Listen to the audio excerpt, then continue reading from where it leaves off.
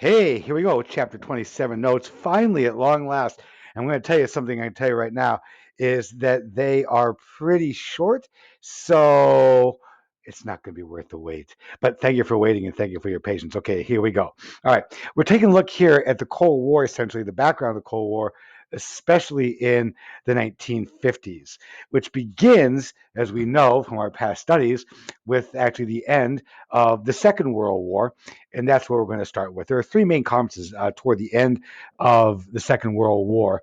In 1943 in Tehran, 1945 in Yalta, and in 1945 in Potsdam. The Tehran conference you probably aren't going to see on an exam because the big two are Yalta and Potsdam, but it might be mentioned. And it's not a bad thing to be able to throw in maybe like on an essay to kind of throw in like, added knowledge, that kind of thing. Well, the point is that really with the Tehran conference, is that the big three were already talking about the end of the war in 1943, 2 years before the war actually ended. The Yalta Conference and the Potsdam Conference are the two big ones. In 1945, in Yalta, there were already disagreements over what to be done with Germany. As we talked already in class, the Soviets were fearful of a strong Germany, but the US favored an economic rebuilding of Germany to help Europe.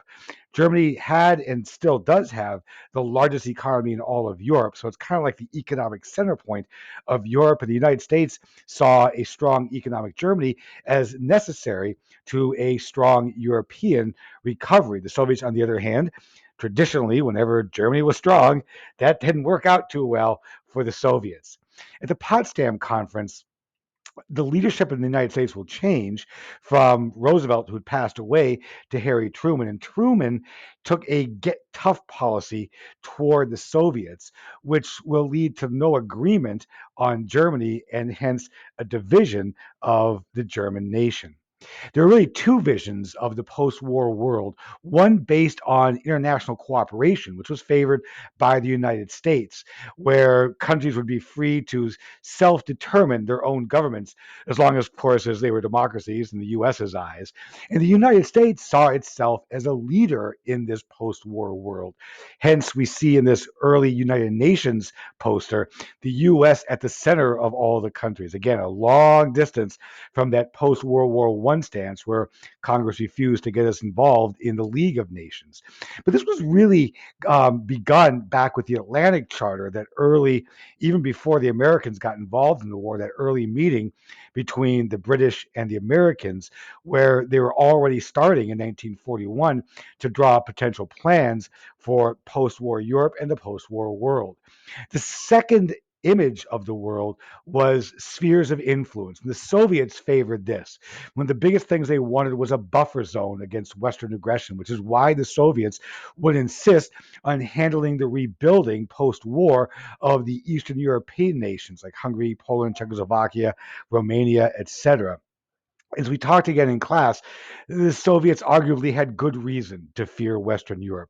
Not only had Germany invaded them twice in the first half of the 20th century, but of course the French had invaded in the Napoleonic Wars at the beginning of the last century. So, like 140 years, Western Europe had run through the Soviet Union three different times. It's really hard in 1945, 1946 to try to convince the Soviets that they don't have anything to fear from the West. Oh, yeah, really? So your claim is you don't have anything to fear. We don't have anything to fear from the West. Tell me, what evidence do you have to support your claim? Waiting, waiting, waiting. And you just failed English class in Gerber's. No, it doesn't work out, right? So it was a really hard argument to broach with the Soviets. Although, ironically, the British didn't push too hard against the Soviets on this because the British wanted to maintain their colonial empire worldwide, which would mean they needed a sphere of influence, not just in Europe, but around the world as well. So the British kind of waffled a bit between favoring this international cooperation, but yeah, can we just have enough sphere of influence so we can maintain our colonies? We can talk to India and see how well that worked out for them. Right.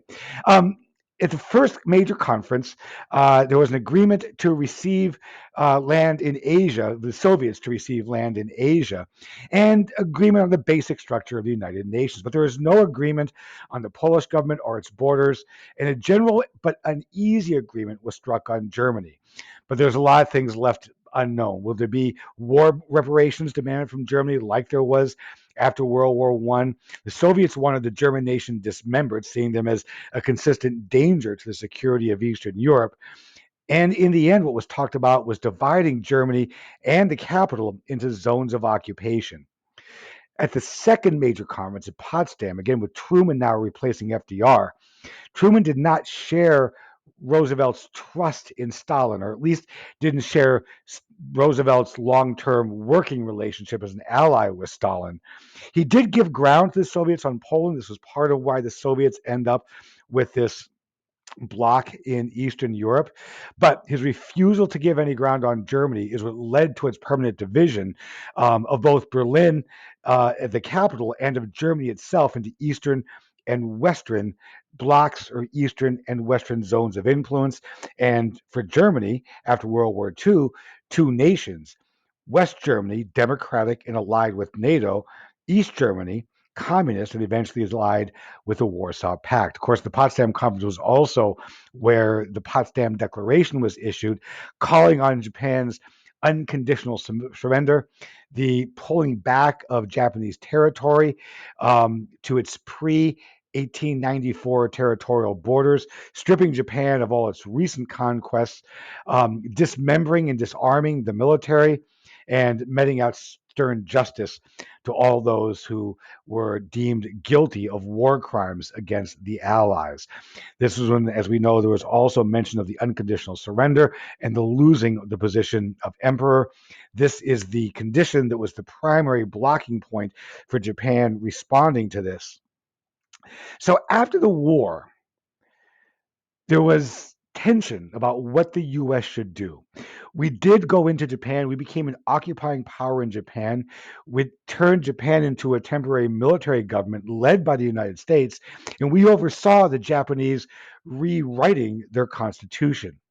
But we also were supporting the very now weak regime of Shanghai Chek in China, weak against the ever growing forces of the communist leader and the communist revolution led by Mao Zedong. Truman began to look for alternatives to China for a strong Western influence in Asia. We wanted this because remember, we in the West tend to think of the Soviet Union, Russia, as a European nation, but it branches out through Eurasia. And it also borders, well, it borders China. Right off of the Soviet Union's east coast is Japan.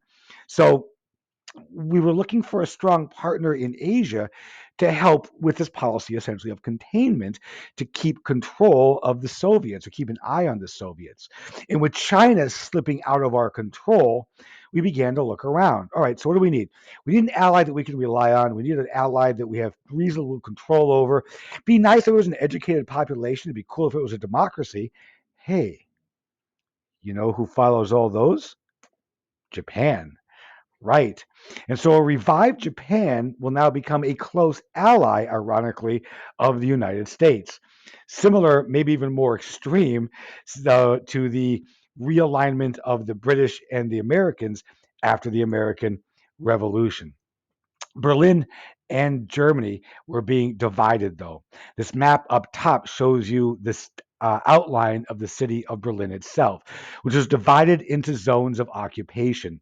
The Soviets in East Berlin, the Americans, British, and French controlling West Berlin. And this is particularly noxious to the Soviets because right there, this light blue, this light blue and light red area here is combined the former nation of Germany. So Germany itself is divided into democratic West Germany and now communist East Germany. But this little dot, that's the city of Berlin. And this will stick in the Soviets' craw for the next, no, nearly 50 years or so, because that means that the Americans and the West occupy a section of the capital city of a communist nation. This is the containment doctrine coming into fruition. The US and their allies gave up a vision of this open post war world. And the goal, as we know from the Truman Doctrine, became to contain the spread of communism, right? Let's just keep it contained to Eastern Europe. Let's try to keep it contained to, well, oops, China. We'll talk about that later, right? Meanwhile, the Soviets had a very similar view, as we know from our Cold War beginnings documents, of the United States, seeing the United States as trying to spread its influence across both Europe and the world. Truman Doctrine really begins in Turkey. Stalin desired access to the sea lanes into the Mediterranean that Turkey would offer them. Soviet Union outlets onto the Black Sea, but Turkey controls this little passage here, the Dardanelles, which lead down into the Mediterranean.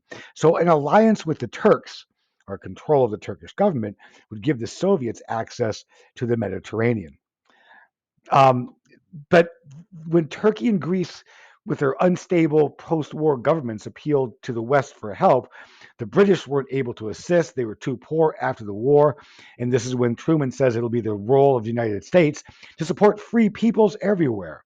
And so this U.S. support stabilizes the governments of both Greece and Turkey. It will become the basis of U.S. foreign policy for the next 40 years, which is why it's so important. And as we studied as well, the Marshall Plan, right? A major economic incentive and assistance given from the United States to the countries and our allies in Western Europe. There were certainly humanitarian concerns that went along with this. Not only was Europe wrecked as a result of the war, but the 2 years following the war were really heavy drought years, poor crop production. So there was a lot of hunger, a lot of poverty in Europe, especially right after the war, and trying to rebuild, physically rebuild their continent. And we feared that Europe could become an economic drain on the US if we didn't help prop them up immediately. Also, undeniably, there's a win win involved in this desire for these strong overseas markets for US manufactured goods. Remember, one of the things that led to the collapse of the American economy in the Great Depression was because European partners stopped being able to trade with the United States because of the poverty that ensued and the economic collapse that ensued there after World War One. So, for the United States, though, the biggest incentive, the number one incentive, was to support these shaky pro Western governments so they'd survive the pressure of growing domestic communist parties. Remember the Great Depression, even in the United States, there was a growing strength in communist, socialist political parties and political activism, even in the United States. Well, that was even greater throughout Europe, especially because between the First and Second World Wars, the Soviet Union seemed to be modernizing very quickly, industrializing very quickly. It didn't seem to be, it actually was. And so it looked more and more attractive, especially during the Great Depression, to turn over to more centrally controlled economies like the communist states in Eastern Europe had to offer. And that infatuation with communism didn't go away just as a result of the war. Remember, the Soviets were our allies, right? It's not like, it'd be like if we were favoring Germans governmental system. And then after the war, we go, oh, no, that's the Hitler thing. We don't like that, right? But the Soviets were our allies. And so the war didn't put any dampers on the growth of the attractiveness of communism throughout Europe. So the US really wanted to support pro Western governments, anti communist governments, especially in Europe. And that was by far the primary motive for the Marshall Plan. When we look at this map of where the money went from the Marshall Plan, we can see not only what the US supports, but who it doesn't. Now, the Marshall Plan was offered to the Eastern European states, but the Soviets rejected it. In the Soviets' mind, this was just putting Western Europe under the economic control of the United States. Economic imperialism, they called it. Instead of going in with your military and taking a place over, you just make all these nations beholden to you as subjugated financial states and therefore control them, control their politics, control their military because they're all beholden to you monetarily. The Soviets did not want their buffer zone to be controlled by the United States. So, where the Marshall Plan goes, we also see where the East West division goes in post post-war Europe. So, if you're going to take time to do the reflections, what factors led to the early Cold War political alignments, and what policies served to shape this new geopolitical world? There are also very extensive domestic impacts of the Truman Doctrine and the Cold War in the immediate post World War II era. National Security Act in 1947 is what gave birth to the CIA and expanded the executive office powers in pursuit of international goals. As we talked in class briefly, the um, Constitution places the legislative branch as the most important and the most powerful branch of government. Remember, especially in the immediate post revolutionary period, Americans feared an overly strong executive, but control of foreign affairs has always constitutionally lied in the hands of the executive branch. As the US began to increase its its foreign policy presence, that meant more and more US policy was in the hands of the president rather than the legislative branch. Today, we have what many people would call the imperial presidency, a president, an executive branch that is far stronger in many ways than the legislative branch. This is also what will bring the United States into NATO. Now we are part of an international security alliance, which importantly, as you look at that NATO document, says that an attack on one NATO member means an attack on all NATO members. So remember after World War One, the U.S. didn't want to get involved in the League of Nations. It was, oh, we're going to get involved in OPP or OPW, other people's wars, right? But now we're saying not only will we get involved in an international organization, but as part of that, we'll agree to go to war if any of these other nations are attacked. This will also then lead the United States to maintain standing military forces throughout Western Europe. The fears of the Soviet Union were certainly heightened when the Soviets detonated successfully their first nuclear bomb in 1949. So, this clear military potential advantage that the West had with we had nukes and they didn't. And oh, look, let's remember too the view of America after the Second World War. It's not just that we had a nuclear weapon or the nuclear weapon capability, it's that we used a nuclear bomb on human population 2 times. So for the world, there was no question that the US was the most respected, maybe, the most feared, absolutely, power in the post World War II era. Until, of course, the Soviets got their own bomb, which equalized to a great degree the military potential of the two sides and would lead eventually, as we'll find out in chapter 28 and chapter 29, to an extended arms race between the two sides. Another really important U.S. domestic impact was the release of NSC 68 as the National Security Council Report number 68. The NSC 68 missive suggested that the U.S. needed to act and lead against communism anywhere in the world.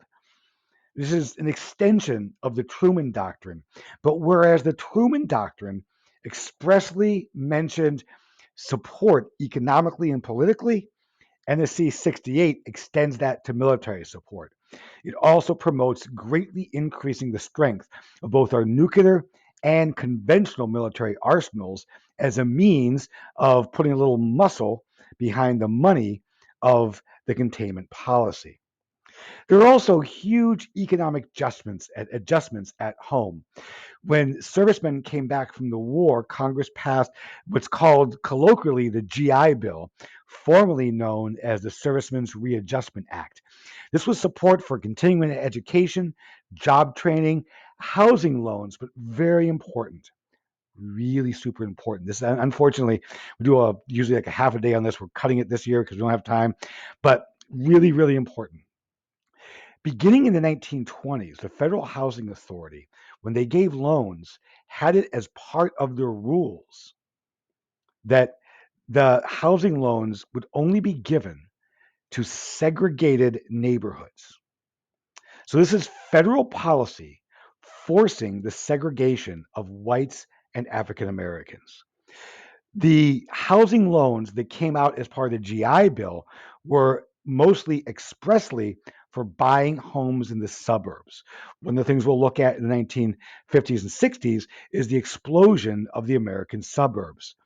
But the GI Bill expressly prohibited offering loans to service people, whether they be black or white, unless those loans were in segregated suburbs. So, again, now in the 1950s, again, federal policy mandating racial segregation through the housing loans they would give to returning veterans. There was increasing inflation. There was also labor unrest because, as we looked at a couple of days ago in class, labor unions were increasingly associated with communist influences in the 1946 elections. With all the upheaval that came out of the war, we'll see a return to conservatism and Republicans gaining a majority in both houses of Congress. They'll resist a lot of the Truman reforms. Truman, for example, was the first president to really put forth an extended plan for nationalized health care. This is not a new thing. This has been a debate that's been going on since the 1940s. And this new Congress will also begin to denigrate some of the New Deal programs that were still active even post war. The Taft Hartley Act, which is talked about in the book, will lessen the power of unions. And so, the beginning of an erosion of the power of organized labor. Also at home, though, the fear of communism hit home. The Red Scare and McCarthyism we saw in class, a brief clip of one of the close to the end of the McCarthy hearings when the public kind of got hold of him. He started going all demagoguery on people, but there was real fear. The Americans viewed China as a loss, like somehow we had lost China to the communists, and then there was a stalemate with the elections in Korea, which we'll get into more in a little while in class. The House Un-American Affairs Committee was a committee formed by Republicans to attack domestic insurrection. Alger Hiss was a dude who was jailed for passing secrets to the Soviets in 1948, and then later Julius and Ethel Rosenberg were accused of passing nuclear secrets to the Soviets, and they were executed in 1953. And they were put on trial and found guilty of doing that. Thousands of government employees were fired or resigned under pressure from the federal loyalty program. And FBI Director J. Edgar Hoover, he's left over from the first Red Scare, right, in 1919, um, helped push for the passage of the McCarran Internal Security Act, which meant that communist groups had to register with the federal government, right? Like no other political group has to do that except communists. Some would say it's a infringement on the free political rights of organizations. Others would say it's a fair concern about the spread of communist insurrection within our own country. So HUAC was in the House of Representatives. Wisconsin Senator Joseph McCarthy was leading the McCarthy trials through the U.S. Senate. For 5 years, these investigations went on, trying to expose communist and other left wing loyalty risks in the U.S. government. These investigations were occurring in conjunction with HUAC in the House of Representatives. McCarthy increasingly got more and more boisterous with his claims, eventually reaching too high and going after heads of the military. This was during the Eisenhower administration. Eisenhower, of course, was the big heroic general who led the D-Day invasion, now is president of the United States. And this is still, in the breath of the aftermath of World War II, where our military are still our heroes. So at that point is when, as we saw in that video clip in class, the McCarthy trials and the McCarthy era begin to come to an end. So what were some of the key domestic impacts and outcomes, as well as things like the foreign policy impacts of containment of these early Cold War tensions? See, told you they were short. Told you. Haha.